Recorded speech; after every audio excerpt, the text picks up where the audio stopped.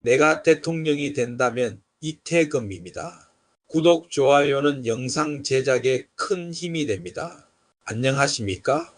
88 서울 올림픽의 성공적인 개최 뒤에는 우리가 알지 못했던 치열한 외교전과 복잡한 국내 상황이 있었습니다. 오늘은 그 비하들을 자세히 들여다보겠습니다. 먼저 올림픽 성공의 숨은 주역으로 일본 창가케 SGI와 이케다 다이사쿠 회장의 민간 외교 역할을 살펴보겠습니다. 당시 한국 정부는 공산 진영 국가들의 올림픽 참가를 위해 사활을 걸었지만 미수교국이 많아 공식 외교 채널로는 돌파구를 찾기 어려운 상황이었습니다. 이때 결정적인 역할을 한 것이 바로 일본 창가케 이케다 다이사쿠 회장이었습니다. 그는 이미 1970년대부터 중국의 저우얼라이 총리, 소련의 고위층 인사들과 깊은 신뢰관계를 구축하고 중소 분쟁의 중재자 역할을 해왔던 인물입니다. 한국 정부는 이러한 이케다 회장의 폭넓은 인맥을 활용하고자 했습니다. 이케다 회장은 동서냉전의 장벽을 허물고 평화를 이뤄야 한다는 명분을 내세워 소련과 중국 지도부를 직접 만나 서울 올림픽 참가를 적극적으로 독려하는 막고 외교를 펼쳤습니다.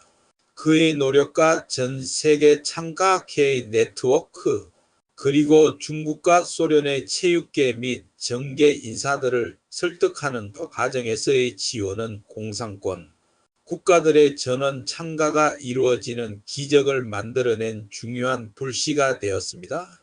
이처럼 88 올림픽의 성공에는 창가케와 같은 민간 외교 세력의 헌신적인 노력이 있었습니다. 다음으로 당시 대학생들을 중심으로 한 운동권의 올림픽 반대와 우려의 목소리를 짚어보겠습니다. 이들의 비판 기제에는 매국적 단독, 올림픽 결사 반대라는 구호처럼 정치적인 위기감과 역사적 염려가 깊이 자리 잡고 있었습니다. 대학생들은 북한을 제외한 채 남한 단독으로 올림픽을 개최하는 것이 한반도의 분단을 영구화하고 민족 화합의 기회를 영영 사라지게 할 것이라고 깊이 우려했습니다. 실제로 당시 북한은 남북 공동 개최를 요구했으나 결렬되었고 이로 인해 공산권 국가들의 보이콧을 종용하기도 했습니다. 대학생들은 혹시라도 공산권 국가들마저 불참하고 서방 국가들만 참여하는 또 하나의 반쪽짜리 이념 올림픽이 되어 한반도의 긴장만 고조시키는 것은 아닌지 노심초사했습니다.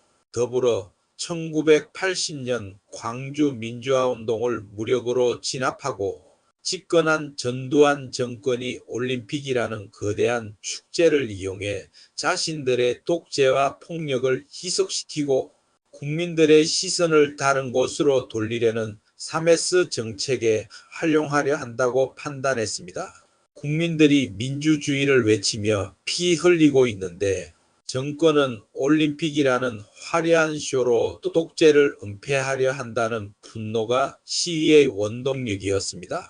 하지만 올림픽이 임박해 오고 동구권 공산 국가들의 참가가 확정되자 대학생들의 태도에도 변화가 생겼습니다.